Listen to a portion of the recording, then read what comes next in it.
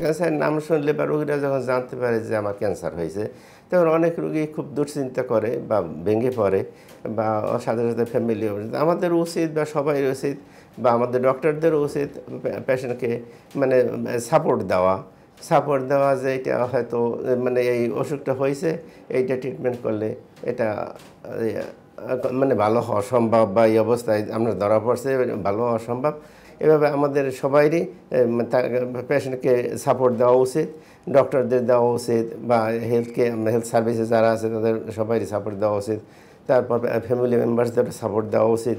অনেক মানুষই আমাদের দেশের রোগীদেরকে বা ডিসঅ্যাপয়েন্টেড করে, হতাশ করে যে আরে তোমার ক্যান্সার হয়েছে, তুমি তো আর বাঁচবা না, তুমি তো আর ভালো হবে না। এভাবে অনেক রুগীরাও আমার কাছে মানে আমাকে এক রুগী বসে যে মানে তার আত্মীয় স্বজন সবাই তাকে এইভাবে বলার পর শেষ পর্যন্ত সে চিকিৎসা বন্ধ করে দিয়েছে, মনে করেছে আর ভালো না। তারপরে সে অনেক বছর বেঁচে ছিল, ভালো ছিল।